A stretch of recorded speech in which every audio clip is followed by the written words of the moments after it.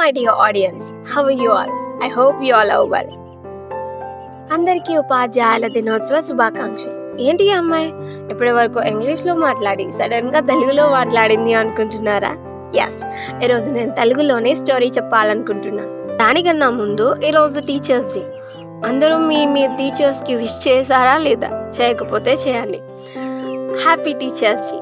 అందరికీ ఉపాధ్యాయుల దినోత్సవ శుభాకాంక్షలు. ఈరోజు నేను టీచర్స్ డే స్పెషల్గా ఒక చిన్న స్టోరీ చెప్పాలనుకుంటున్నా. Let's begin. మన జీవితం ఒక పుస్తకం అయితే ఆ పుస్తకానికి అక్షరాలు రాసేది మన తల్లిదండ్రులు.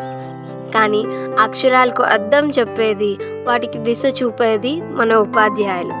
పురాతన కాలంలో గురుకుల విద్యా విధానం ఉండేది. ఆ సమయంలో గురువు అంటే కేవలం చదువు మాత్రమే చెప్పేవారు కాదు, విద్యార్థుల జీవితం మొత్తం ఎలా ఉండాలో నేర్పేవారు. అప్పట్లో విద్యార్థులు గురువు ఇంట్లో ఉంటూ తమ శ్రద్ధతో, తమ కృషితో, గురువు అనుమతితోనే విద్య పూర్తి చేసేవారు. మన ప్రయాణం ఉపాధ్యాయులతో ఎప్పుడు మొదలవుతుంది? బాల్యంలో అమ్మ అనే మాట పలికిన తరువాత ఆ అక్షరాలు నేర్పిన క్షణం నుండి మొదలవుతుంది. చిన్న తప్పు చేసినా సహజంగా అర్థం చేసుకొని పర్వాలేదు, మళ్ళీ ప్రయత్నించు అని ప్రోత్సహిస్తారు.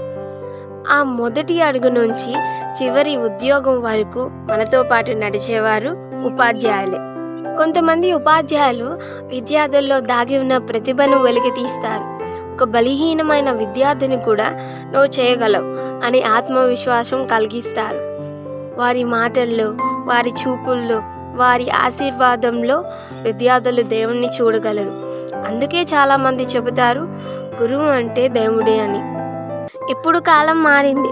నేటి ఉపాధ్యాయులు పుస్తకాలు, టెక్నాలజీ, కష్టసాధ్యమైన పోటీ ప్రపంచంలోన విద్యార్థుల కోసం రాత్రింబొగులు శ్రమిస్తున్నారు. వారి లక్ష్యం ఒక్కటే, మన విద్యార్థులు ఎదగాలి, విజయవంతం కావాలి అని.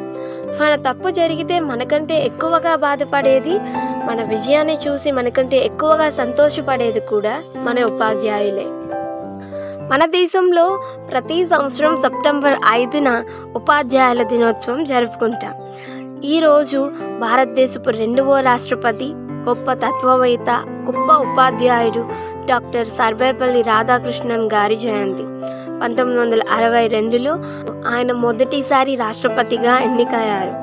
ఆయన శిష్యులు ఆయన పుట్టినరోజు జరుపుకోవాలని అడిగినప్పుడు ఆయన ఇలా అన్నారు, నా పుట్టినరోజు జరుపుకోవడం బదులు ఈ రోజున ఉపాధ్యాయుల దినోత్సవం జరుపుకోండి అని.